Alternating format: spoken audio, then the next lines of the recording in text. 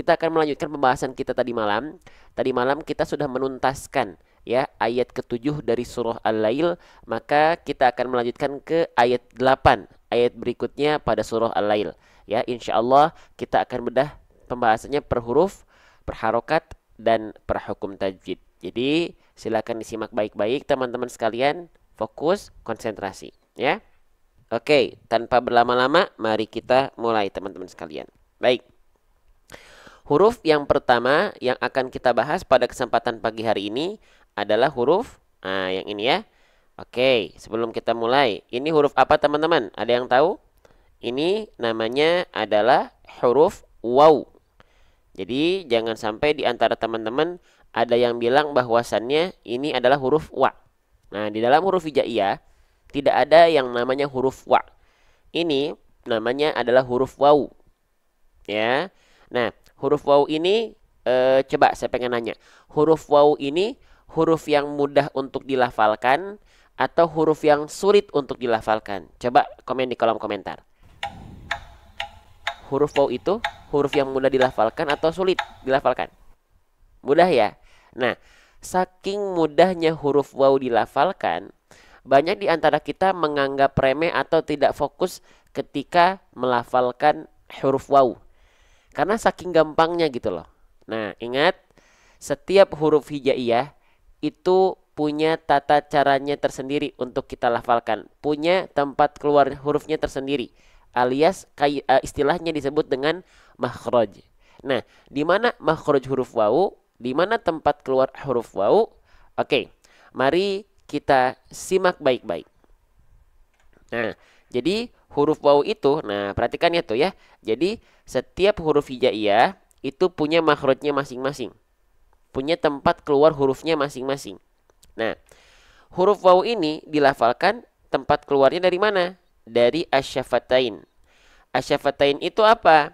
Asyafatain itu artinya kedua bibir kita. Kedua bibir kita diapain? Lisyafatainil wawu baun mimu. Kedua bibir dengan posisi maju seperti mengucapkan huruf U. Nah, kebayang nggak? Kalau teman-teman nggak kebayang, oke, kita perlihatkan. Nih, jadi ilustrasi pelafalan huruf waw itu seperti ini teman-teman sekalian. Ya, bibir kita harus kita muncungkan. Bibir kita harus kita manyunkan, monyongkan. Nah, seperti ini. Maju ke arah depan. Kalau dia tidak muncung, maka dia tidak sesuai dengan makhraj. Maka saya izin contohkan, pastikan ketika teman-teman melafalkan huruf waw, tak hanya teman-teman lafalkan seperti ini. Maaf. Perhatikan. Wa. Nah, perhatikan nih huruf wawnya nih. Wa, wi, wu, wa, wa, wa. Ya. Ini adalah huruf waw yang tidak sempurna. Kenapa? Karena huruf wawnya tidak kita muncungkan. Tidak kita manyunkan. Sedangkan tadi sudah kita pelajari makhraj huruf waw itu dengan cara memuncungkan, memonyongkan kedua bibir ke arah depan. Kita lihat lagi ilustrasinya ya. Tuh, pastikan muncung mulutnya. Nah, maka ketika kita praktekkan, pastikan waw dilafalkan seperti ini. Saya izin zoom ya. Perhatikan. Wa, wa, wa, wa, wa, wi, wu, au, au. Au. Faham? Jelas? Sip. Lanjut. Semalam udah sampai ayat berapa? Oh, udah sampai ayat 10. Semalam ya? Sudah sampai ayat 10 ya? Berarti ayat 11 sekarang. Nah, ini berarti ya. Sama aja huruf waw kok ya. Gitu. Oke, baik. Terima kasih. Nah, jadi itu ya, teman-teman, ketika teman-teman melafalkan huruf waw, ya, pastikan dia dilafalkan dengan cara MM. Maju mulutnya, ya, muncung mulutnya, ya. Oke, kita baca dulu tadi salah ayat ya. Wa ma yughni anhu maluhu idza taradda. Oke. Jadi pastikan ketika teman-teman melafalkan huruf waw, pastikan muncung mulutnya. Alias tadi apa? Maju mulutnya, monyong mulutnya, mencucuk mulutnya. Nah, pastikan muncung mulutnya. Kalau tidak muncul, maka teman-teman sedang tidak melafalkan huruf waw sesuai dengan sebagaimana harusnya. Ya, paham sampai sini? Oke, jelas. Nah, baik. Selanjutnya, kita lihat harokatnya. Harokatnya apa nih? Harokatnya adalah baris atas. Ya, oke. Kalau teman-teman mendapati ada huruf hijaiyah apapun yang di atasnya ada baris atas seperti ini namanya adalah harokat fathah. Ya, kita tulis nih. Namanya adalah harokat fathah. Huruf hijaiyah apapun yang dia berharokat baris atas atau fathah, maka akan ada dua kemungkinan. Apa itu? Yang pertama, keluar vokalnya vokal A, ya, oke. Yang kedua, keluarnya adalah vokal O. Oke. Kalau dia keluarnya adalah vokal O, ya maaf, vokal A, maka dia termasuk ke dalam huruf yang tipis. Oke.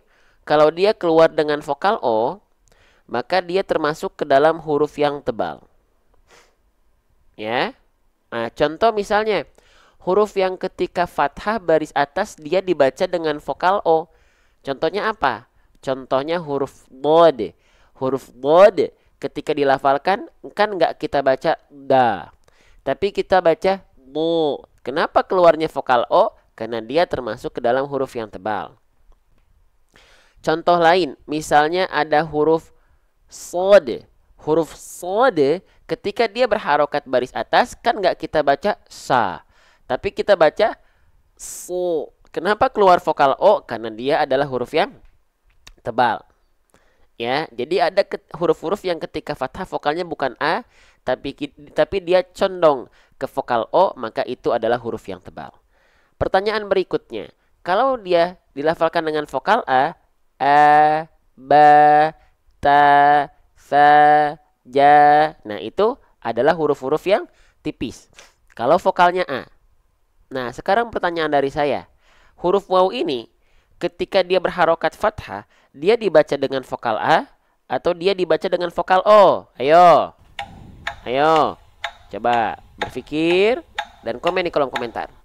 Dia dibaca dengan vokal A. Ya, berarti kita baca wa, gitu kan? Sip. Berarti kalau dia dibaca dengan vokal A, maka huruf waw termasuk ke dalam huruf yang tipis. Ya. Oke. Sip. Nah, sekarang wawnya berharokat fathah, vokal A huruf yang tipis. Sekarang kita akan pelajari bagaimana kita melafalkan huruf-huruf yang berharokat fathah ketika dia dilafalkan dengan bunyi harokatnya. Oke. Huruf berharokat fathah, teman-teman sekalian. Oke, kita bahas dulu basicnya. Harokat itu ada 3. Ada fathah, ada dhammah, ada kasroh. Fathah vokal A, basicnya dhammah vokal U, kasroh adalah vokal I. Setiap harokat itu punya kesempurnaan harokatnya masing-masing. Dalam kaidah tajwid, istilahnya disebut dengan apa? Tuh udah pada komen di kolom komentar. Disebut dengan itmamul harokat. Ya. Nah, itmamul harokat. Baik, saya akan izin bahas kembali. Kita akan selalu mengulang-ulang bahasanya sudah kita bahas, ya. Nah, jadi setiap harokat itu punya itmamul harokatnya masing-masing. Kesempurnaan harokatnya masing-masing. Kenapa kesempurnaan harokat ini kita perlu sempurnakan? Karena agar ngaji kita artikulasinya jelas. Tidak seperti orang yang sedang bergumam ataupun seperti orang yang sedang kumur-kumur. Oke. Contoh, orang yang ngajinya seperti orang yang bergumam atau seperti kumur-kumur karena tidak menjelaskan vokal A, I, U, karena tidak menyempurnakan harokatnya adalah seperti ini. Silahkan simak baik-baik teman-teman, saya izin zoom ya. Contoh. A'udzu billahi minasy syaithanir rajim. Bismillahirrahmanirrahim. Alhamdulillahi rabbil alamin. Ar-Rahmanir-Rahim. Oke, itu adalah contoh bacaan yang kurang sempurna. Kenapa? Karena artikulasinya tidak terjelaskan. Coba, siapa di antara teman-teman yang ngajinya masih seperti tadi? Boleh sekarang aktif di kolom komentar. Jujur, siapa yang ngajinya masih seperti tadi? Ada? Coba. Ada nggak? Kita lihat ya keaktifan teman-teman. Kita lihat. Ada. Bukan aku, saya Ustadz. Ada. Tidak lagi. Masya Allah. Ya, harusnya kita jelaskan vokal a i u kita dengan mempelajari itmamul harokat. Bacaan yang insya Allah jauh lebih tepat adalah seperti ini. Saya izin zoom lagi ya, biar teman-teman bisa memandang dengan jelas. Perhatikan. A'udzu billahi minasyaitonir rajim. Bismillahirrahmanirrahim.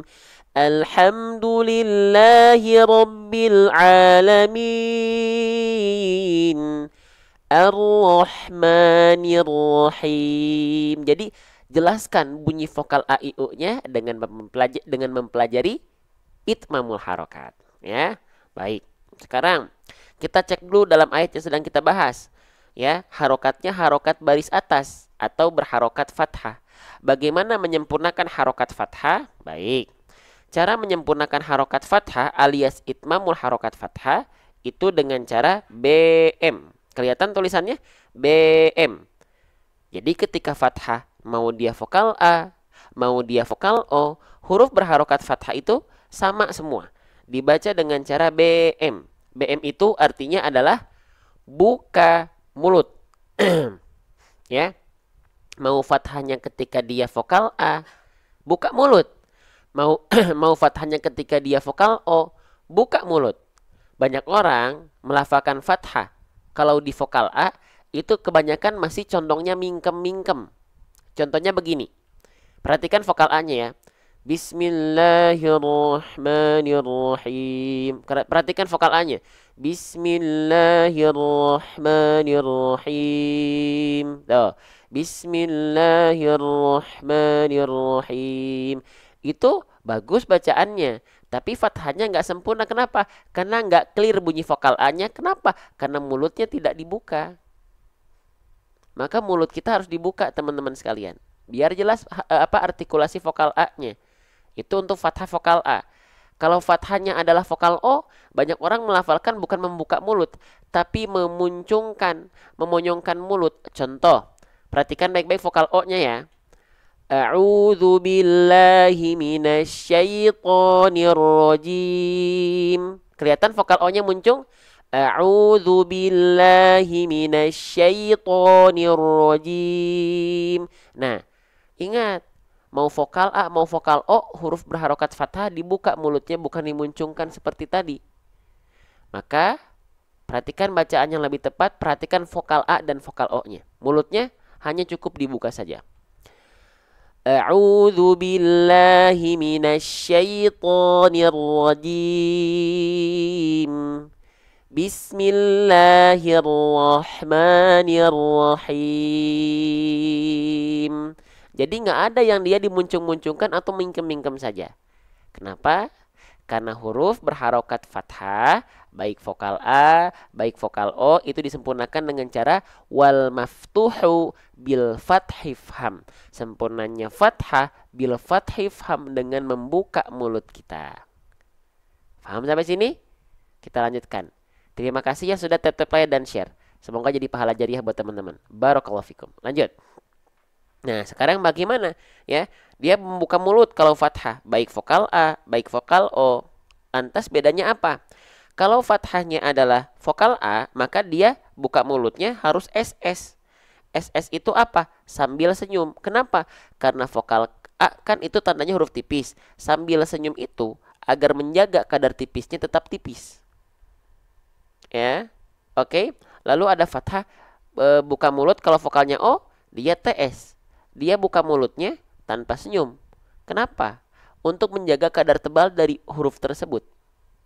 Oke, itu ya vokal A, BMSS, vokal O, BMTS.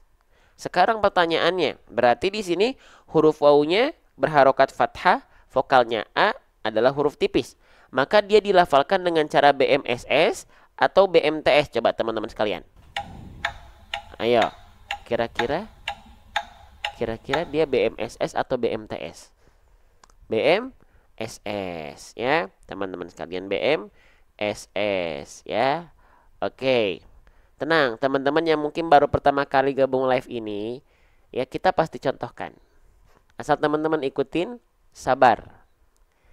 Kalau kita bahas, pasti kita insya Allah akan contohkan. Ya. Bahkan makanya kita persiapkan dengan Zoom seperti ini, biar kita bisa mencontohkan lebih jelas. Teman-teman tungguin aja, ya. Lanjut. Nah, jadi dia dilafalkan buka mulut sambil senyum. Buka mulut untuk menyempurnakan vokal A dari harokat fathahnya tadi, sambil senyum untuk menjaga kadar tipis dari huruf tersebut. Ya, paham? Nah, maka ketika kita lafalkan, ya, pertama, waw dilafalkan maju dulu mulutnya, baru ketika masuk ke vokal A-nya buka mulut sambil senyum. Perhatikan. Wa. Sambil senyum ya, biar kadar tipisnya dapat. Wa. Nah, ya. Wa. Wa. Kalau dia dilafalkan buka mulut tanpa senyum, maka bunyi huruf waw akan seperti ini. Wa. Bedakan dengan yang tadi. Wa. Kalau yang sebelumnya, yang kurang sempurna, wa. Nah, jadi disenyumkan sedikit itu mempengaruhi kadar tebal tipisnya suatu huruf hijaiyah ketika dilafalkan. Paham sampai sini teman-teman sekalian? Baik. 1.400 orang sedang memandang live ini. Terima kasih banyak yang sudah ikut berkontribusi dengan tap-tap layar dan share. Semoga Allah catat sebagai bentuk pahala jariah karena sudah ikut mensyiarkan konten-konten ngaji. Ya, mengalir pahalanya terus tanpa henti buat teman-teman. Barakallahu fikum. Lanjut lagi. Ya, nah lanjut. Jadi dia dilafalkan maju dulu mulutnya untuk makhraj huruf wawnya, untuk harokatnya buka mulut sambil senyum. Ya, karena dia vokal A huruf tipis. Gitu. Oke. Lanjut lagi teman-teman sekalian. Oke, bismillah. Saya izin hapus dulu. Ya, bismillah. Tuh, sudah. Sekarang kita lanjut ke huruf berikutnya. Teman-teman, ini huruf apa? Nama aslinya. Nama asli ketika dia belum berharokat. Nama aslinya adalah huruf apa? Huruf mim. Sepakat kita? Disebut dengan huruf mim. Nah, bagaimana cara melafalkan huruf mim? Huruf mim persis banget seperti sebagaimana teman-teman melafalkan huruf M pada abjad alfabet. Ya. Oke, terima kasih atas semangatnya di kolom komentar. Masya Allah, luar biasa. Ya, jadi ini namanya huruf mim. Dilafalkan persis seperti kita melafalkan huruf M pada abjad alfabet. Ya, oke. Nah, sekarang hal yang teman-teman perlu perhatikan ketika sedang melafalkan huruf mim adalah jangan sampai huruf mim teman-teman dilafalkan bibirnya terlalu dilipat seperti ini. Ya, ma, mi, mu, itu keliru. Kenapa? Karena bibir teman-teman terlalu dilipat. Biasa aja. Seharusnya teman-teman melafalkan huruf mim seperti ini. Perhatikan baik-baik. Maaf, bukan mamimu, tapi cukup ma, ya, ma, mi, mu. Asal nempel aja bibir atas dan bibir bawahnya. Ma, mi, mu. Paham sampai sini?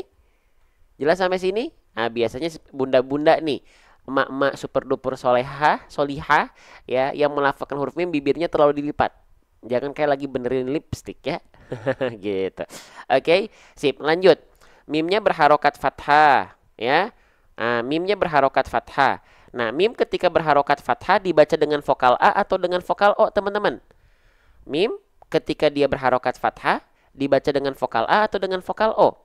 Dengan vokal A ya, baik. Kalau kalau huruf berharokat fathah dibaca dengan vokal A berarti dia huruf yang tipis atau huruf yang tebal? Dia termasuk ke dalam huruf yang tipis ya kalau vokal A ya. Baik, Masya Allah gitu ya. Oh bang, emang kalau vokal O dia huruf apa? Huruf tebal kalau vokal O. Oh contohnya apa bang? Contohnya tadi apa? Huruf V. Huruf V itu ketika dia berharokat fathah kan dia dibacanya vo. bukan za, bukan vokal a kan? Atau misalnya huruf qaf. Huruf qaf itu ketika dia berharokat fathah, dia nggak dibaca ko. Dia nggak dibaca ka, tapi ko. Keluar dengan vokal o. Kenapa? Karena huruf-huruf yang ketika berharokat baris atas atau fathah dibaca dengan vokal o karena mereka adalah huruf-huruf yang tebal. Paham sampai sini? Terima kasih tap-tap layar dan share di pojok kanan bawahnya. Barakallahu fikum. Semoga Allah ganjarkan pahala jariah buat teman-teman. Pahalanya terus ngalir tanpa berhenti. Lanjut. Nah, jadi di sini mim karena dia dibaca dengan vokal a, maka dia termasuk ke dalam huruf yang tipis. Ya. Maka mimnya dibaca ma, tidak mi, tidak mu. Teman-teman ada yang ingat gimana sih cara menyempurnakan harokat fathah yang dia termasuk ke dalam huruf yang tipis? Ada yang ingat? Bagaimana cara menyempurnakan harokat fathah yang dia dibaca dengan yang dia dibaca dengan vokal a atau huruf tipis? Dengan cara udah pada komen di kolom komentar. Bagus. Dengan cara BMSS. Baik, ya. Dilafalkan dengan cara malah dihapus lagi.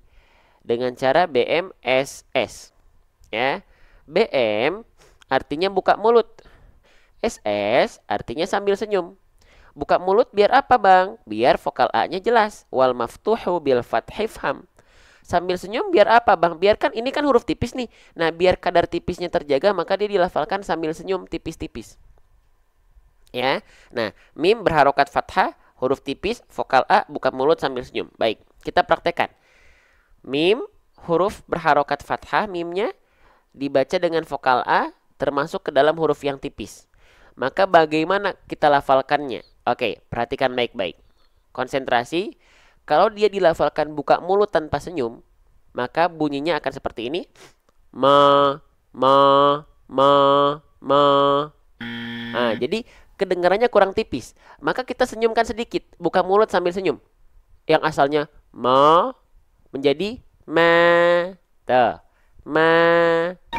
Kedengarannya lebih tipis. Kenapa? Karena kita hadirkan dengan pelafalan dengan senyuman.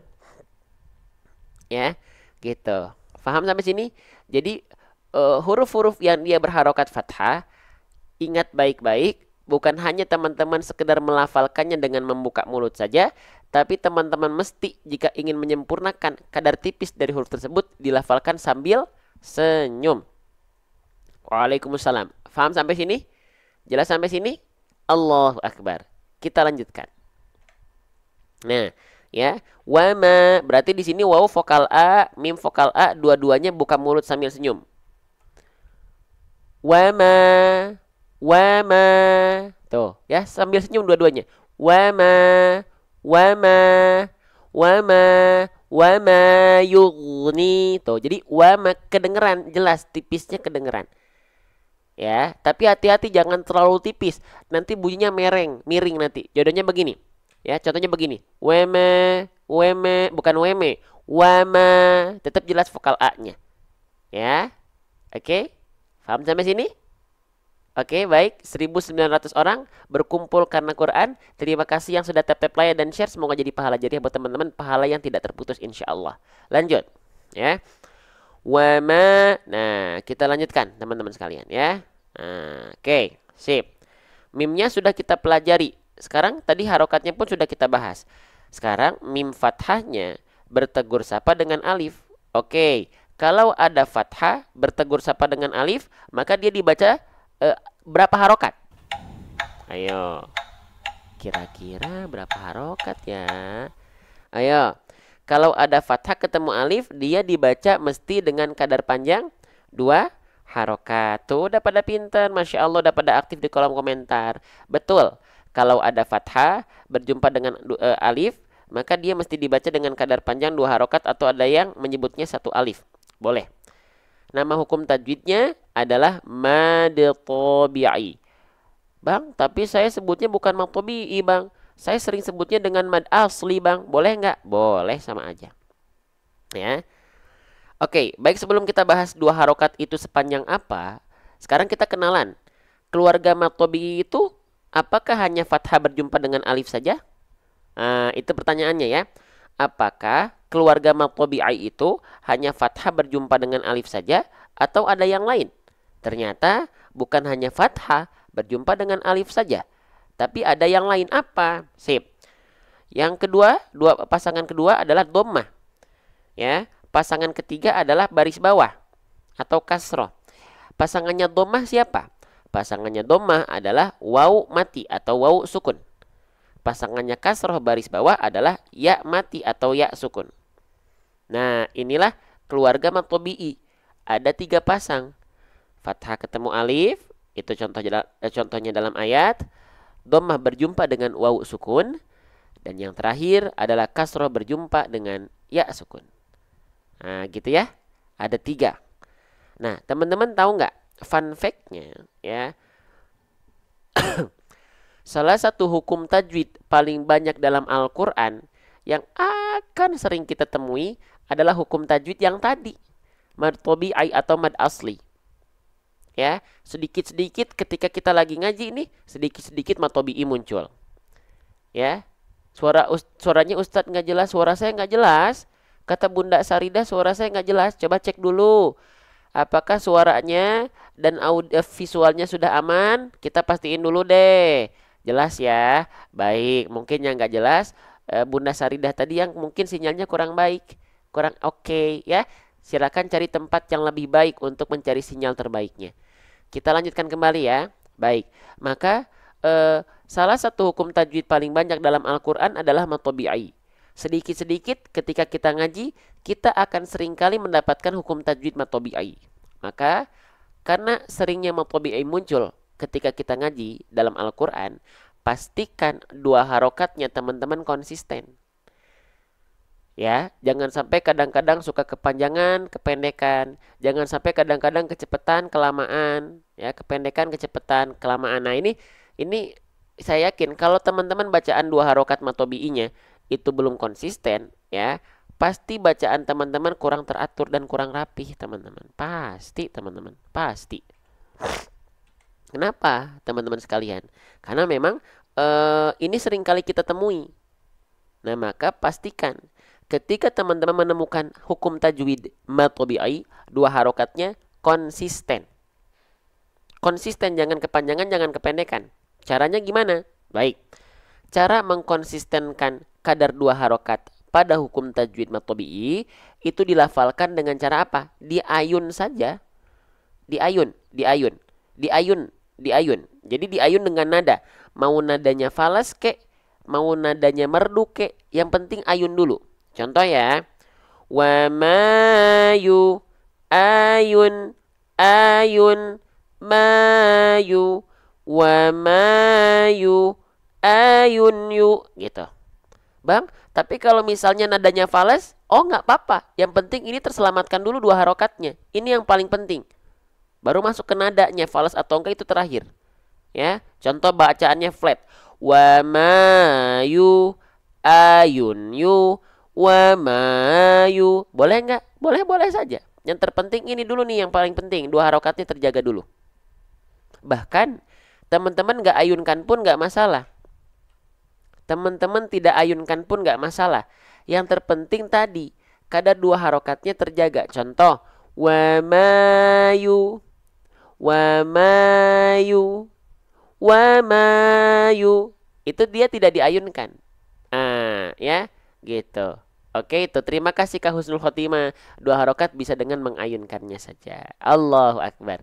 Ya, jadi kalau kepanjangan hukumnya apa? Jadi kurang sempurna.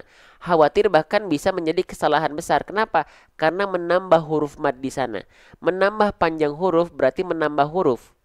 Mengurangi huruf, menambah huruf, tertukar huruf, itu masuk ke dalam lahan jali. Lahan jali itu adalah kesalahan yang besar. Kesalahan yang besar kenapa? Karena menambah, mengurangi, menukar huruf itu merubah struktur kata. Kalau struktur kata berubah, maka makna ayat yang akan menjadi taruhannya. Gitu ya. Maka pastikan 2 harokatnya tepat. Oke? 2000 orang berkumpul di sini, berkumpul karena Allah, ya, berkumpul karena Quran, ya. Semoga Allah muliakan teman-teman karena Quran. Yang ngerasa ada manfaat, bantu tap like dan share ya. Barakallahu fikum. Lanjut, semoga jadi pahala yang terus mengalir untuk teman-teman. Baik. Ya. Wa mayu, pastikan diayunkan saja dulu kalau misalnya belum sempurna. Ya, Oke, baik. Sampai sini paham? Kita lanjutkan kembali ya. Saya izin hapus teman-teman sekalian. Bismillah. Lanjut. Wa mayu. Oke, selanjutnya kita mendapati ada bentuk huruf seperti mangkok, lalu di bawahnya ada titik dua. Ini namanya huruf apa? Namanya adalah huruf ya. Ya, namanya adalah huruf ya. Bagaimana cara melafalkan huruf ya? Coba, gampang atau susah? Gampang. Karena sering kita lafalkan huruf ya ini pada abjad alfabet apa? Huruf Y. Persis. Ya, gitu. Jadi huruf ya itu ya huruf Y. Bang, huruf Y itu iya, saya tahu huruf Y itu semudah kita melafalkan huruf Y alfabet. Oke. Tapi saya kepo, Bang, gitu. Saya pengen tahu di mana makhrajnya huruf ya, di mana tempat keluar huruf ya. Baik, kita kenalan sama huruf ya yuk bareng-bareng. Bismillah. Nih, jadi teman-teman sekalian, huruf ya itu, nih, ya, dia dilafalkan, ingat seperti biasa ya, setiap huruf hijaiyah itu punya makhrajnya masing-masing. Ya, bang, tolong dijelaskan lagi dong, makhraj itu apa? Makhraj itu artinya adalah tempat-tempat sumber suara atau keluarnya huruf hijaiyah. Nah, huruf ya ini dilafalkan dari mana? Kita geser ya, nih, istilahnya dulu ya biar kita kenalan. Istilahnya, makhraj atau tempat keluar huruf ya itu nama istilahnya wastul lisan. Oh, wastul lisan ya. Bang, wastul lisan apa? Wastul lisan itu artinya adalah tengah lidah. Tengah lidah. Oh, tengah lidah. Tapi, Bang, tengah lidahnya diapain, Bang? Ya, nggak ada suaranya. Ada ya, yang nggak ada suaranya coba keluar dulu gitu, teman-teman ya. Boleh diminta bantu ya. Ya dibalas chatnya, komennya yang nggak ada suara boleh keluar dulu gitu ya. Oke. Huruf ya dilafalkan keluar dari tengah lidah. Ya, diapain tengah lidahnya? Geser yuk. Tuh. Tengah lidahnya kita angkat ke langit-langit. Maaf ya. Tengah lidahnya kita angkat ke langit-langit tapi tidak menyentuh, dikasih celah. Oke? Coba deh. Rasain deh. Ya, tengah lidahnya diangkat nggak? Pasti diangkat. Ya, kalau hurufnya tengah lidahnya genek ya dia nggak sesuai dengan makhrajnya. Ya, wal wastu fajimu shinu ya. Huruf ya bersamaan dengan huruf jim dan huruf shin dilafalkan dari tengah lidah yang kita arahkan ke langit-langit tanpa menyentuh. Oke? Jelas sampai sini? Nah, ya. Jadi kalau kita ilustrasikan teman-teman sekalian seperti ini. Nih, tengah lidah kita arahkan ke langit-langit tapi gak nempel. Ya, yi, yu, ai, ya, yi, yu, ai. Faham? Gitu ya. Tapi kalau pengen simple, ya sudah, lafalkan saja huruf ya seperti kita melafalkan huruf ya pada abjad alfabet. Selesai. Oke? Sip, lanjut ya. Nah, lanjut lagi itu untuk menambah wawasan dan hazanah kita ketika kita baca Quran ya, gitu. Ketika kita membaca Quran. Wa mayu. Nah, sekarang huruf ya-nya sudah kita bahas ya. Selanjutnya kita lihat harokatnya. Harokatnya di atasnya ada simpul angka 9 di atas huruf. Kalau teman-teman mendapati ada huruf hijaiyah apapun, di atasnya ada simpul angka 9 seperti ini. Simpul angka 9 seperti ini namanya harokat apa? Ini namanya adalah harokat dhammah. Ya, kita kenalan sama harokat-harokat juga. Jadi bukan asal lewat, asal lancar saja. Ya. Nah, ini namanya adalah harokat dhammah. Huruf hijaiyah apapun yang di atasnya ada harokat dhammah, maka dia mesti dibaca dengan vokal U. Wajib pakai vokal U. Wajib pakai vokal U. Ya. Paham sampai sini teman-teman sekalian? Dibaca dengan vokal U begini. U. Ya. Oke, pelan-pelan. Nah, sudah paham sampai sini? Bisa difahami? Baik. Nah, selanjutnya saya ingatkan, setiap harokat ada berapa? Kita ulang lagi. Harokat itu ada 3. Ada fathah, ada dhammah, ada kasroh. Fathah itu dibaca dengan vokal A, dhammah itu dibaca dengan vokal U, kasroh itu dibaca dengan vokal I. Nah, 3 harokat tadi masing-masingnya memiliki kesempurnaannya masing-masing. Boleh kita bahas insya Allah. Nah, kesempurnaannya itu disebut dengan kesempurnaan harokat. Ya, dalam kaidah tajwid disebut dengan itmamul harokat. Nah, itmamul harokat ini fungsinya untuk apa? Oke, ya kita ulang ya. Nah, itmamul harokat ini fungsinya agar memperjelas ngaji kita, ya. Ya, kesempurnaan harokat atau itmamul harokat ini kita latih, kita sempurnakan agar artikulasi ketika ngaji kita jelas. Oke, tidak seperti orang yang sedang bergumam ataupun seperti orang yang sedang kumur-kumur. Saya akan izin contohkan kembali. Contoh yang ngajinya dia seperti orang yang sedang bergumam atau kumur-kumur adalah seperti ini. Alhamdulillahi Rabbil Alamin Ar-Rahmanir Rahim Maliki Yaumiddin. Jadi bacaannya bagus, makhrajnya bagus, tapi ada bagian yang kurang sempurna, ngajinya seperti orang yang sedang bergumam, tak jelas pelafalannya teman-teman sekalian. Ya, harusnya diperjelas mana vokal A-nya, mana vokal U-nya, mana vokal I-nya. Ya, maka penting kita pelajari itmamul harokat. Contoh bacaan ngaji yang lebih tepat insya Allah dengan kesempurnaan harokat yang terjaga adalah seperti ini. Saya izin contohkan, perhatikan baik-baik. Alhamdulillah, alhamdulillahi rabbil alamin. Ar-Rahmanir Rahim Maliki Yaumiddin. Baru itu bacaan yang lebih tepat teman-teman sekalian, karena jelas harokatnya. Baik, kita kembali lagi. Maka itmamul harokat ini harus kita sempurnakan dan kita pelajari plus kita amalkan. Nah, dalam ayat tadi harokatnya adalah harokat dhamma. Bagaimana cara menyempurnakan harokat dhamma vokal U? Nih, cara menyempurnakan itmamul harokat dhamma dengan cara apa? Dengan cara MM. MM. Bang, MM itu apa? MM itu muncung mulutnya, monyong mulutnya, maju mulutnya, mencucu mulutnya.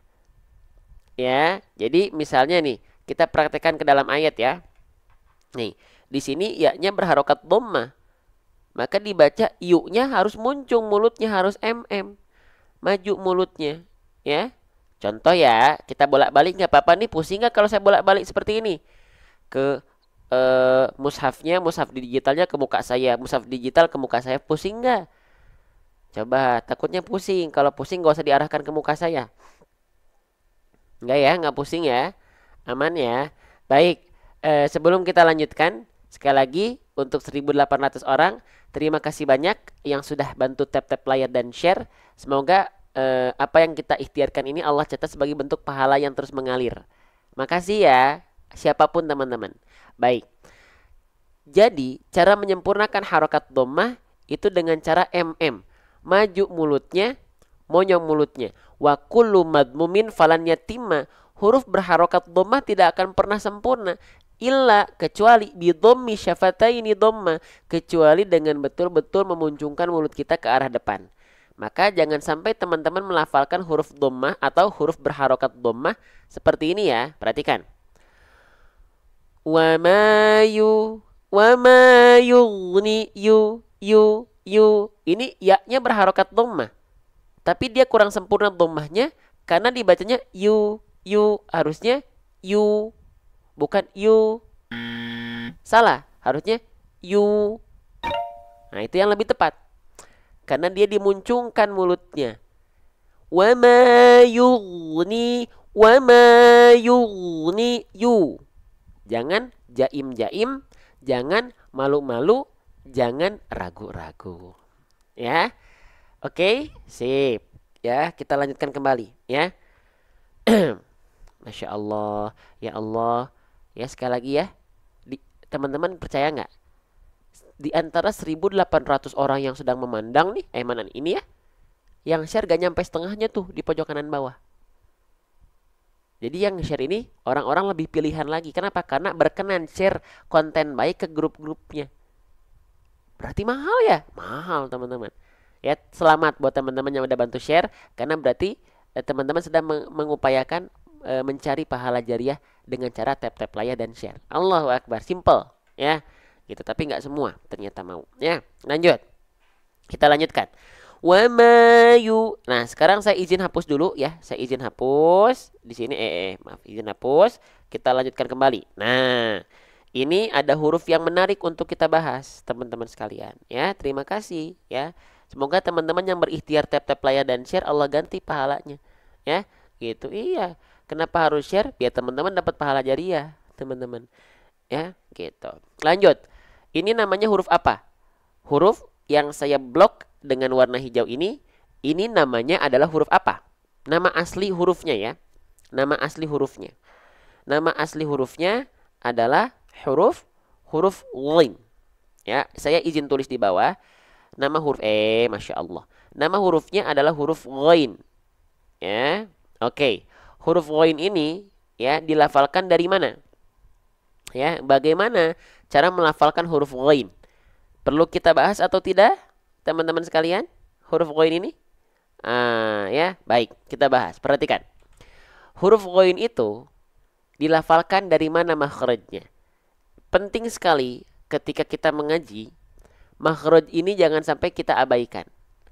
Karena itulah cara kita mengenali bagaimana cara melatih huruf tersebut. Ya, baik. Di mana huruf ghain dilafalkan? Boleh komen di kolom komentar. Di mana huruf ghain dilafalkan? Di mana makhrajnya huruf ghain? Boleh, silakan. Di mana? Di mana huruf ghain dilafalkan? Kita lihat jawaban teman-teman ya. Kita lihat yang aktif. Tengah tenggorokan, tenggorokan, atas tenggorokan, tenggorokan, ujung tenggorokan. Nih, Bunda Kuli Bangunan. Nama akunnya Kuli Bangunan, Masya Allah ya. Nah, jadi huruf ghain itu dilafalkan dari adnahu ghainun kha'uha. Adnahu ghainun kha'uha. Di mana itu? Baik, ya, perhatikan baik-baik. Nih, ya, huruf ghain. Nah, lihat ya. Nih, huruf ghain dilafalkan makhrajnya dari adnal halqi. Adnal halqi itu artinya adalah tenggorokan paling atas, tenggorokan paling luar, atau sering kita sebut dengan ujung tenggorokan. Bang, saya belum tahu, Bang, ujung tenggorokan itu belah mana, Bang? Nih, lihat ilustrasi gambarnya. Ya, huruf ghain itu dilafalkan tepat dari ujung tenggorokan kita. Tepat dari ujung tenggorokan kita, teman-teman sekalian. Di sini, bau.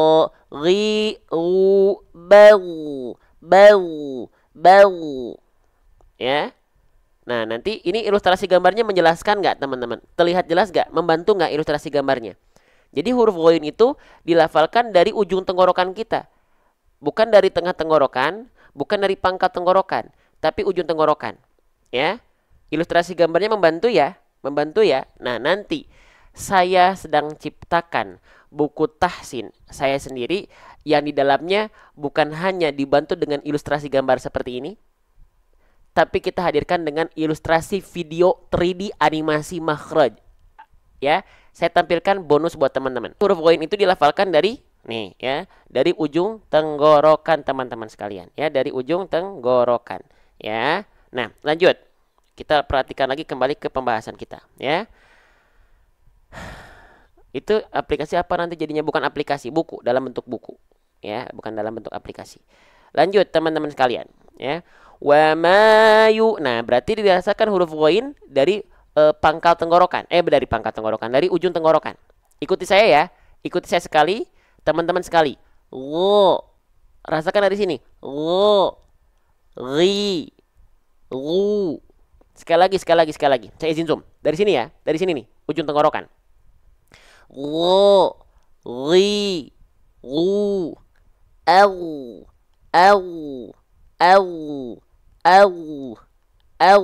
Wo. Ri. Ru. Au. Ya. Yang mau masuk grup nanti standby sampai akhir ya. Yuk, lanjut lagi, fokus dulu belajar. Nah, selanjutnya huruf ghain di sini dia dalam kondisi apa? Di atasnya ada tanda petik. Nah, kalau mendapati teman-teman huruf hijaiyah apapun yang di atasnya ada tanda petik seperti ini, ya, maka ini disebut dengan tanda sukun, ya. Ghoinnya dalam kondisi sukun. Nah, atau dalam kondisi mati. Perhatikan teman-teman sekalian. Ghoin sukun, kesalahan yang sering kali terjadi ketika kita melafalkan ghoin sukun apa coba? Yang pertama, jangan sampai dibaca memantul. Ya, makanya tadi ada yang bilang kok saya ketika melafalkan ghoin mati atau ghoin sukun, kenapa ya keluarnya kayak jadi ada kolkolahnya? Nah, jangan. Huruf kolkolah, huruf memantul ada berapa? Jadi kan dalam huruf hijaiyah itu ada sifat yang namanya memantul. Nama sifatnya kolkolah. Huruf yang punya sifat kolkolah apa aja? Ada 5 kan? Ba, jim, dal, po, kof. Sering kita kenal dengan baju di toko. Ya, bukan baju di grosir. Grosir, makanya huruf ghoin nggak termasuk. Karena bajunya bukan di grosir, tapi di toko. Toko, tapi bukan grosir. Ya, maka huruf ghoin tidak boleh memantul. Ya, nah jadi ketika kita lafalkan, contohnya pada ayat tadi, ya, jangan sampai kita lafalkan wama yughni, wama yughni. Nah, ya, Bang, taunya dia memantul, indikasinya dari mana sih? Indikasi suatu huruf itu memantul, di ujung pelafalannya ada bunyi EU. Ada bunyi vokal EU tuh kalau di Sunda tuh e. Nah, ini adalah suatu ketidaksempurnaan. Keliru. Ya, jadi gak boleh memantul. Ya. Cukup huruf ghoin tuh gak boleh memantul. Pertama karena dia gak punya sifat kolkolah. Yang kedua, dia punya sifat namanya rokhwah. Mengalir suaranya. Ya, nih kita tampakkan. Huruf ghoin nih ya. Nih, perhatikan. Nih, huruf ghoin itu punya sifat namanya rokhwah, mengalir suara. Jadi dialirkan suaranya, bukan dipantulkan. Ya. Oke.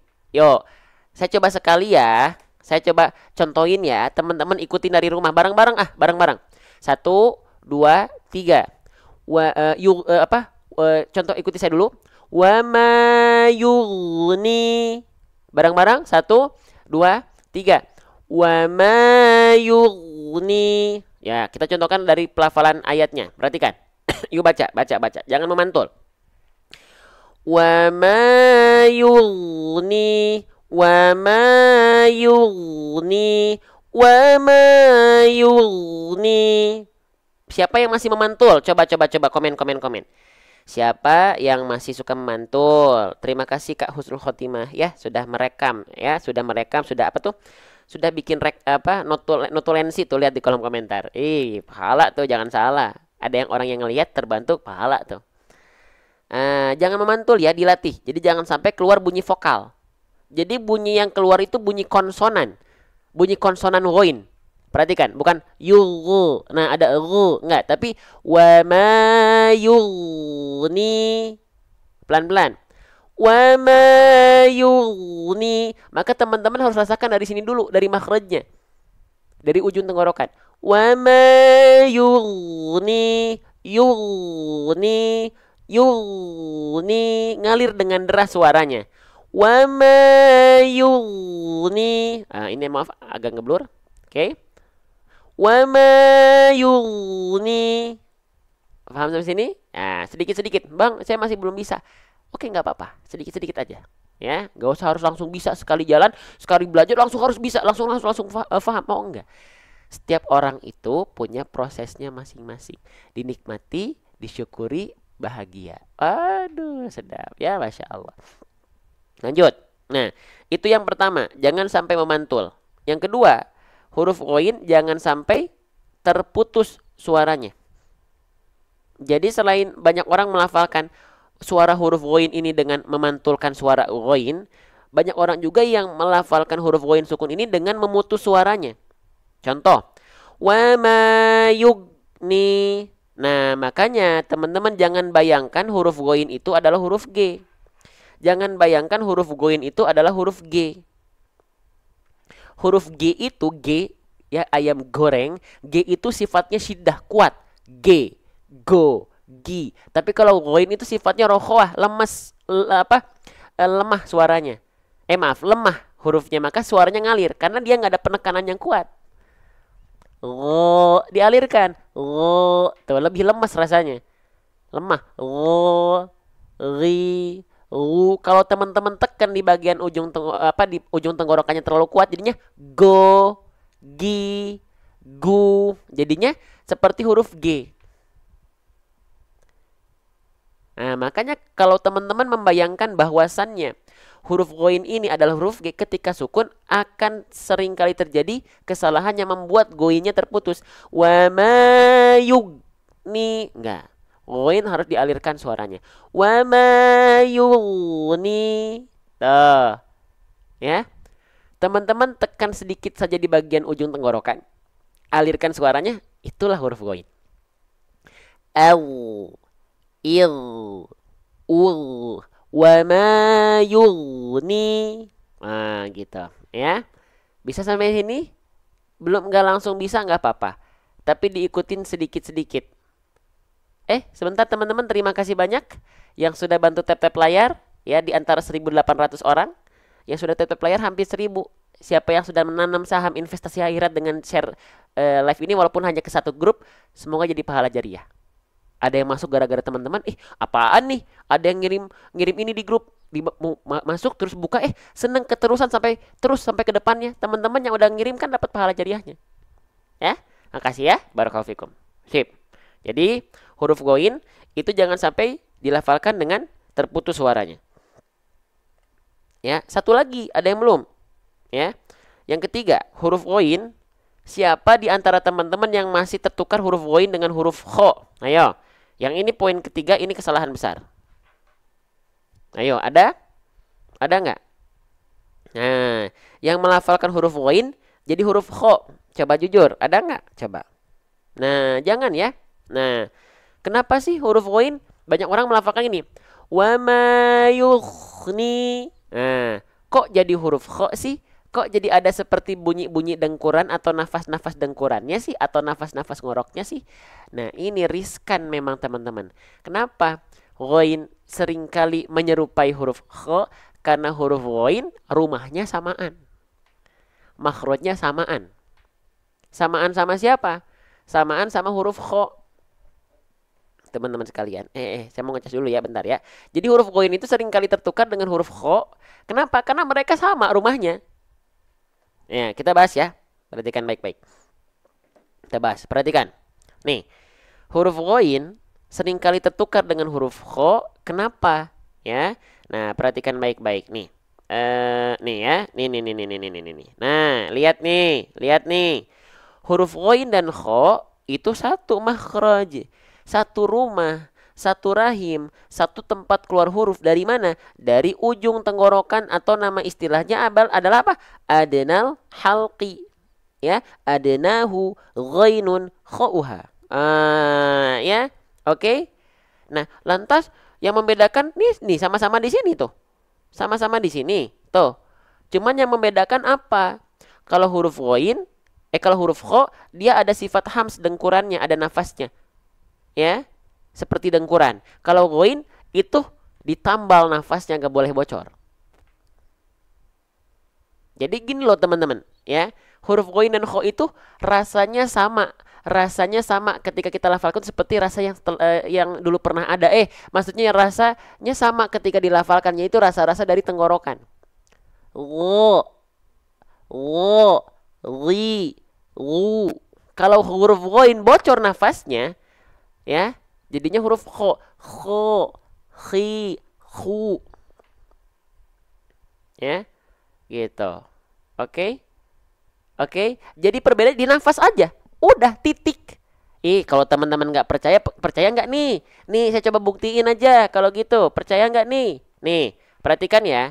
Nih, huruf ghoin sifatnya ini. Jahar, rokhwa, istilah, infita, ismat. Huruf ghoin. Nih, sekarang kita lihat huruf kho. Hamas, rokhwa, istilah, infita, ismat. Tuh, bedanya cuma satu di bagian nafas aja. Kalau kho keluar nafas seperti dengkuran, kalau ghoin nggak keluar nafas, tertahan. Sisanya mah sama, ya, sama. Ya, gitu. Oke, ya. Tolong bisuin. Ada yang ini, ya. Namanya Gatot Kaca tadi promo-promo. Pakai caps lock semua tulisannya. Oke, ya. Sip. Jelas ya sampai sini? Jelas? Nah, gitu ya. Oke. Nah, jadi jangan sampai keluar nafasnya. Wa ma yughni enggak. Apa? Tambal nafasnya, ya. Wa ma yughni. Yang ngalir cuman suara saja kalau huruf ghain. Saya ulang-ulang nih ya, biar teman-teman bisa membedakan mana ghain mana kho. Ghain keluar nafas, ghain keluar suara, mampet nafasnya. Yughni, yughni. Kalau misalnya kita ganti ghainnya ada keluar nafas, kalau kho itu keluar suara, lancar nafasnya. Yughni, yughni. Kalau ghain yughni. Nah, paham sampai sini? 2000 orang memandang ya, belajar bareng-bareng di sini. Saya ucapkan banyak terima kasih. Semoga Allah muliakan teman-teman semua karena Quran. Terima kasih juga yang sudah bantu tap-tap layar dan share ke grupnya masing-masing. Insya Allah pahalanya mengalir jariah buat teman-teman. Ada yang masuk gara-gara masuk ke live ini, gara-gara dapat share dari teman-teman dan dia mantengin terus ke depannya. Teman-teman lagi tidur dia ikut live-nya, teman-teman dapat pahala. Ya, menarik nggak? Menarik teman-teman. Cuman banyak orang yang nggak sadar dengan itu. Ya, barakallahu fikum. Lanjut. Nah, wa ma yughni. Nah, gitu ya. Oke, bisa. Kalau prakteknya susah betul. Kalau terus dilatih insya Allah bisa. Tenang aja, ada Allah melihat kita. Ya, Bang. Tapi kalau misalnya nih perhatikan, saya ingin memantik semangat kita. Bang, saya udah latihan huruf ghain bertahun-tahun bang, kayaknya nggak ada kemajuan. Nggak apa-apa. Kita bisa bukan hanya semata-mata menyandarkan terhadap ikhtiar kita, tapi semua berjalan karena izin Allah. Kalau Allah belum memberikan izin nggak apa-apa. Oh berarti Allah nggak cinta sama saya. Belum tentu. Lihat bagaimana Allah mencintai hambanya. Ketika kita terbata-bata baca Quran dalam belajar, nggak dosa. Double pahalanya. Walladzi yaqra'ul Qur'an, dan adapun orang-orang yang membaca Al-Qur'an wa yatata'u fi, dan dia terbata-bata dalam bacaannya ketika belajar, dosalah dia, bukan. Cintanya Allah buat kita, ya. Fahuwa alaihi syaqqun lahu ajrun. 2 pahala buat kamu yang belajar Al-Qur'an, yang terbata-bata dalam bacaannya. Kalau kita tahu, kalau kita peka bagaimana Allah mencintai kita, kita akan sangat jatuh cinta kepada Allah Subhanahu wa taala. Sayangnya apa? Kita nggak peka. Sayangnya apa? Kita nggak terlalu kenal sama Allah kita. Kenalan sama Allah. Lihat bagaimana Allah mencintai kita. Ya. Jadi yang belajar baca Quran masih salah, nggak rugi, untung plus. Gitu ya. Sip. Lanjut teman-teman sekalian. Wa ma yughni. Lanjut sedikit lagi ya, karena bentar lagi saya ada pertemuan dengan ini konten kreator ngaji di TikTok teman-teman. Ya, jam 10 ini nanti saya ketemu Ustadz Raffi, Ustadz Yusuf, ya, Ustadz Daeng, ya Ustadz Daeng Syawal. Nah jadi nanti setelah ini ada kreator TikTok ya, yang kreator ngaji, kreator tilawah gitu ya. Itu nanti mau ketemu pagi ini. Ya. Wa ma yughni. Nah, perhatikan. Di sini kita mendapati ada huruf nun. Ya. Ada huruf nun. Ini namanya huruf nun. Kita tulis ya. Namanya adalah huruf nun. Bang, bagaimana Bang cara melafalkan huruf nun? Huruf nun itu persis kita lafalkan seperti kita melafalkan huruf N pada abjad alfabet. Teman-teman bisa dong bilang huruf N.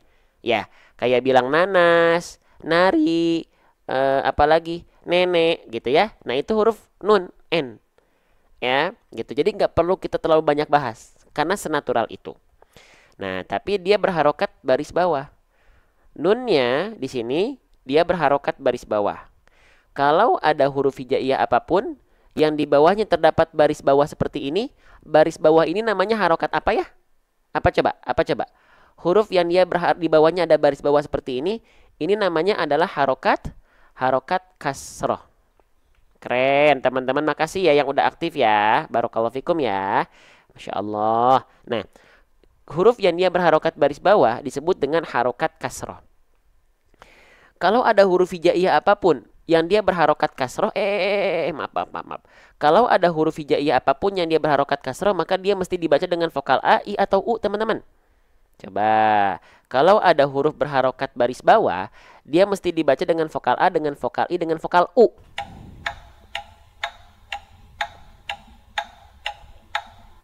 Dengan vokal I. Masya Allah, barakallahu fikum. Sip, ya. Dia mesti dibaca dengan vokal I. Oke, maka huruf nunnya nggak kita baca nak dong, bukan dong, karena bukan fathah. Nunnya nggak kita baca nu dong, iya nggak, karena bukan berharokat dhamma. Tapi nunnya mesti kita baca ni. Kenapa? Karena dia berharokat kasroh. Segampang itu teman-teman, asal mau pelan-pelan aja. Jadi jangan dipaksakan teman-teman harus paham semuanya.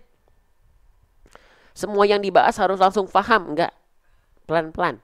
Walaupun nambah sedikit-sedikit satu, tapi kan kalau kita ulang-ulang itu nambah tuh. Dikit-dikit. Ya. Oke. Nah, huruf hijaiyah apapun yang dia berharokat kasroh dibaca dengan vokal I. Ingat, kita ulang lagi ya. Semoga gak bosan. Teman-teman. Ya, harokat itu ada berapa? Basic harokat itu kan ada 3. Ada fathah, ada dhammah, ada kasroh. Sepakat ya? Ada fathah, ada dhammah, ada kasroh. Fathah itu dibaca dengan vokal A, kasroh itu dibaca dengan vokal I, dhammah itu dibaca dengan vokal U. A, I, U. Nah, setiap harokat itu punya kesempurnaan harokatnya masing-masing. Apa nama istilahnya? Nama istilahnya, kesempurnaan harokat ini kita sebut dengan itmamul harokat. Saking saya sering ulang-ulang, teman-teman udah hafal juga istilahnya. Tuh lihat di layar bawah tuh. Komennya apa tuh? Itmamul harokat. Keren. Ya. Baik. Itmamul harokat ini bagaimana cara melafalkannya teman-teman sekalian? Apa itu itmamul harokat? Kenapa penting untuk kita pelajari itmamul harokat? Baik, kita bahas lagi ya. Nih, ya. Itmamul harokat itu artinya adalah kesempurnaan harokat. Kesempurnaan harokat ini kita pelajari untuk memperjelas artikulasi kita ketika ngaji, kejelasan vokal A, I, U kita biar tidak seperti orang yang sedang bergumam atau seperti orang yang sedang kumur-kumur. Bang. Contoh ngaji yang seperti orang sedang bergumam itu seperti apa? Perhatikan baik-baik, saya akan contohkan. Bismillah, perhatikan kejelasan vokal A, I, U-nya. Bismillahirrahmanirrahim. Alhamdulillahi rabbil alamin. Ar-Rahmanir-Rahim. Jujur, siapa di antara teman-teman yang ketika ngaji masih seperti tadi? Coba, saya pengen tahu dong. Boleh komen, drop jawabannya di kolom komentar. Siapa di antara teman-teman yang membaca ngaji ketika ngaji atau baca Quran seperti tadi? Saya. Maka itu bukan kesalahan besar, tapi jadi tidak sempurna. Kenapa? Nggak jelas harokatnya teman-teman baca apa itu. Gitu loh. Maka itmamul harokat tadi disempurnakan biar ngaji kita lebih clear seperti ini. Alhamdulillahi rabbil alamin. Ar-Rahmanir-Rahim. Maliki yaumiddin. Jadi jelas A, I, U-nya.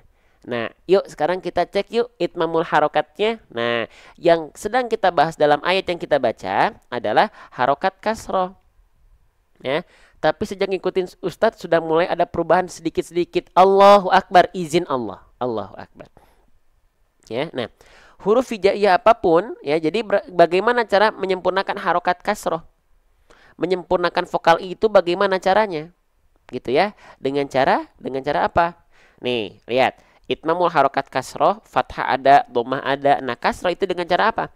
Dengan cara RRB. Apa? Dengan cara RRB.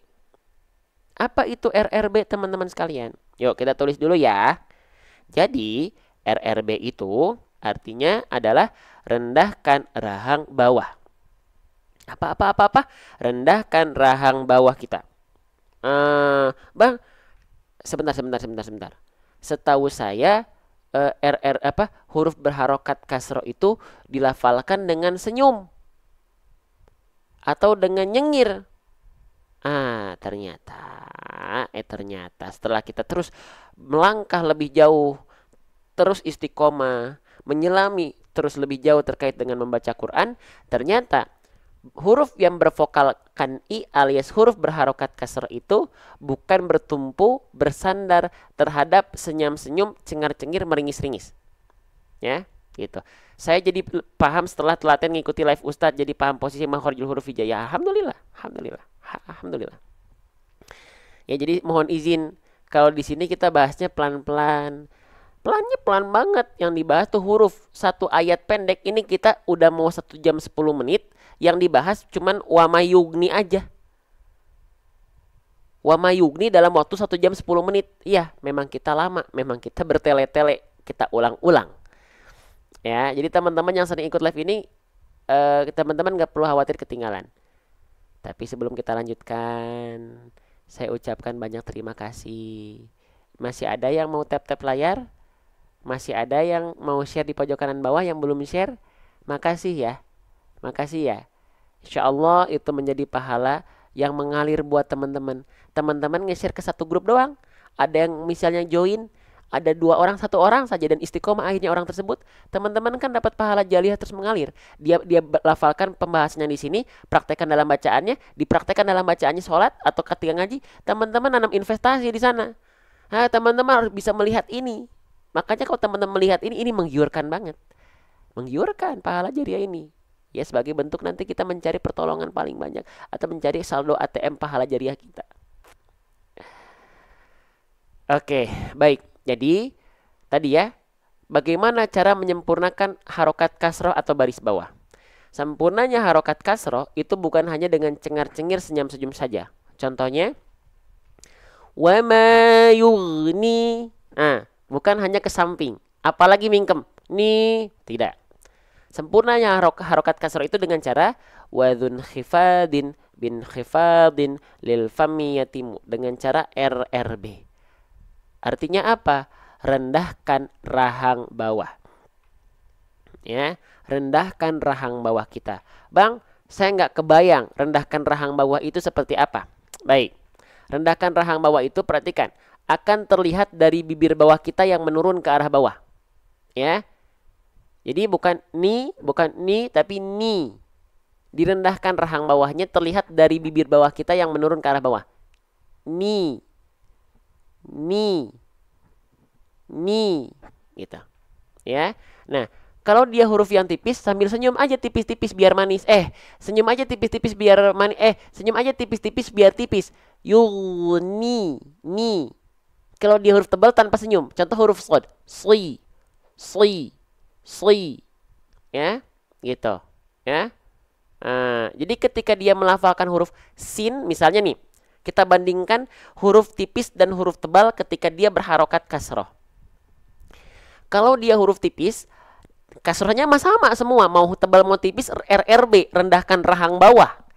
Tapi kalau misalnya dia adalah huruf yang tipis, ketika dia rendahkan rahang bawah dia dilafalkan sambil senyum tipis-tipis. Contohnya huruf sin. Kalau dia huruf tebal, dia huruf shad misalnya, ketika rendahkan rahang bawah, jangan disenyumin. Contoh. Perhatikan, huruf tipis, si, kok blur sih? Si, kalau huruf tebal, sli, huruf tipis, ti, huruf tebal, ti. Bisa diikuti atau tidak, sahabat? Assalamualaikum, sahabat Quran, sahabat-sahabat saya semua di sini. Paham sampai sini? Ya, gitu. Live tahsinnya hari apa aja dan jam berapa? Masuk grup makanya ya, biar nggak ketinggalan info. Oke? Oke, alhamdulillah. Sip teman-teman sekalian, ya. Kita baca bareng-bareng dulu, ya. Oke. Kita baca satu lagi deh ya. Nah, terakhir teman-teman, perhatikan. Ya, nanti teman-teman yang mau masuk grup, dapetin rekaman live kita setiap kita live. dan dapetin notifikasi setiap kita live biar nggak ketinggalan info. Teman-teman nggak tahu jadwal tapi ada di grup, teman-teman dapat informasi kita live real time ya. Lalu dapetin buku tahsin saya yang di dalamnya udah ada nanti kalau sudah launching ada ilustrasi video 3D animasi makhraj insyaallah ya. Nah, grupnya di Wawa. Syaratnya satu, bayar ya. Enggak deh, enggak bayar. Syaratnya satu, sabar ya. Nah, sabar nungguin sampai akhir. Oke, sip. Terakhir ya, teman-teman perhatikan ya. Wa ma yughni, nunggu launching, masya Allah. Ditunggu ya. Sip. Nah, di sini kita mendapati malah dihapus lagi. Masya Allah. Nih perhatikan baik-baik. Nunnya dia berharokat baris bawah, lalu bertegur sapa dengan huruf masya Allah, bentar ya. Nunnya berharokat baris bawah, berjumpa dengan ya sukun. Nih, ya sukun. Maka dia mesti dibaca panjangnya berapa harokat? Ada yang tahu? Panjangnya berapa harokat? Kalau ada huruf hijaiyah apapun ya tanpa terkecuali, dia berharokat baris bawah nih. Terus ketemu sama huruf ya sukun, maka dia dibaca dengan kadar panjang berapa harokat? Dia mesti dibaca dengan kadar panjang 2 harokat ya. 2 harokat atau 1 alif. Oke, lalu kira-kira apa nama hukum tajwidnya? Komen di kolom komentar. Apa nama hukum tajwidnya? Nama hukum tajwidnya adalah mad tabi'i. Ya, oke, baik kita tulis. Nama hukum tajwidnya adalah mad tabi'i. Teman-teman boleh sebut dia dengan mad asli. Mad asli pun teman-teman sebut dia boleh, teman-teman sekalian. Ya. Oke, kita kenalan lagi. Teman-teman, kenalan lagi sama mad tabi'i dulu sebelum kita ke prakteknya. Hukum tajwid mad tabi'i itu ada berapa pasang? Tadi kan kasroh ketemu ya sukun. Tapi sebenarnya apakah cuma 1 pasang? Ada berapa pasang?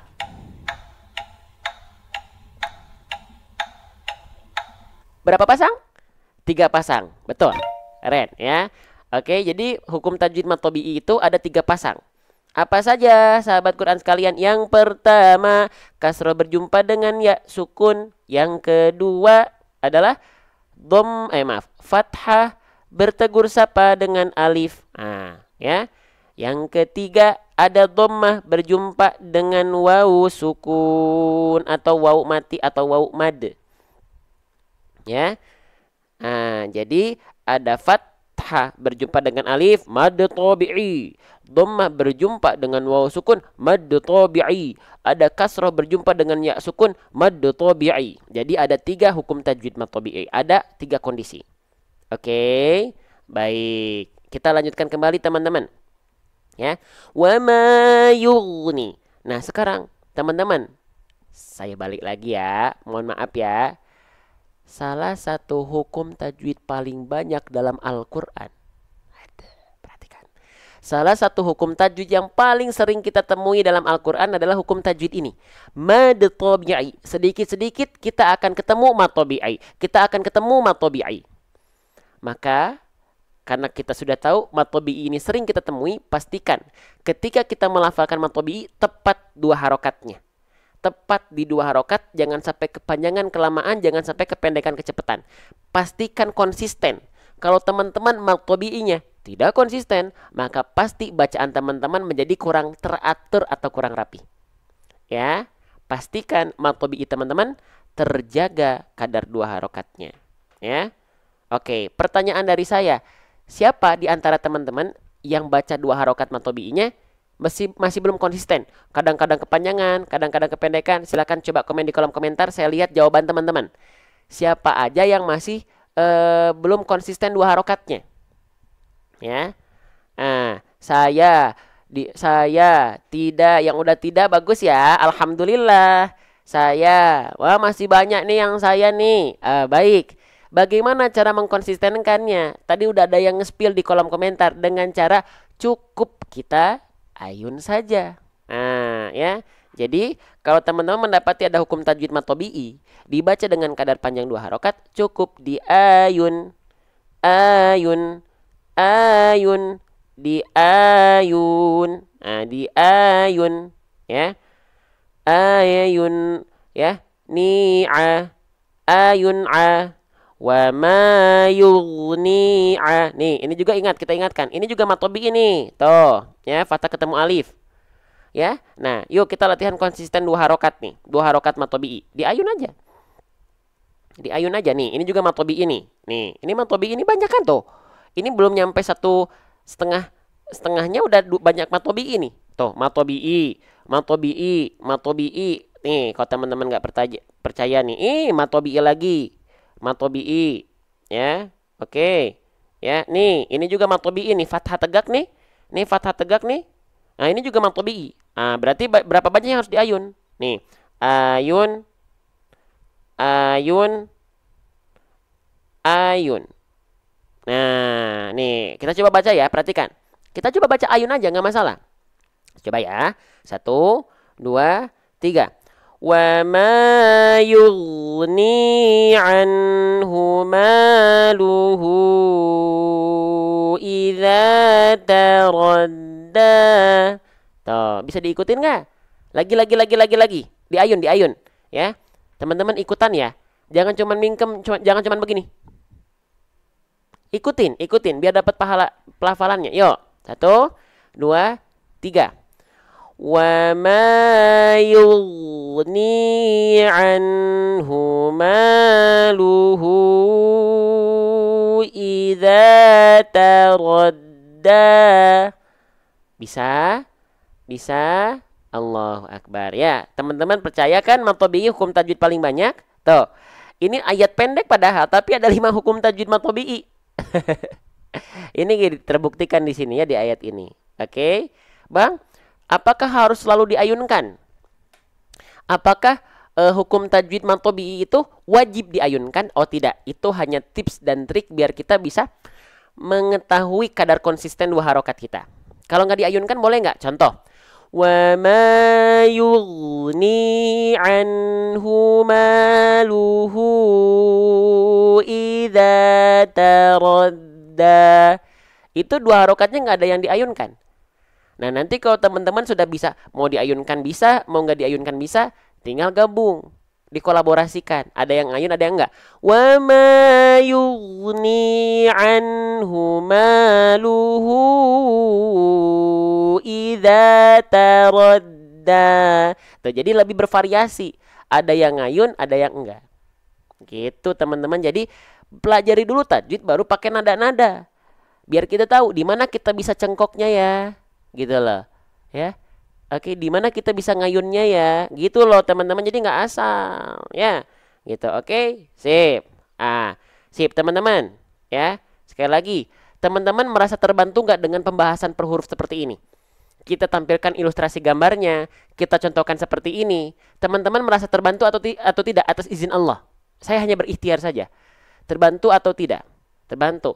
Kalau ingin lebih terbantu, teman-teman nanti ya kita sedang hadirkan buku tahsin saya sendiri. Sekali lagi, saya tampilkan ya, saya spill lagi sekali lagi. Karena buku ini hanya teman-teman bisa dapatkan ketika launching di grup saja informasinya. Oke. Ya, sip. Bismillah. Wa ma yughni anhu maluhu idza taradda. Sekali lagi. Wa ma yughni anhu maluhu idza taradda. Sekarang saya contohkan pelafalannya. Saya izin zoom. Wa ma yughni anhu maluhu idza taradda. Sekali lagi. Wa ma yughni anhu maluhu idza taradda. Shadaqallahul azim.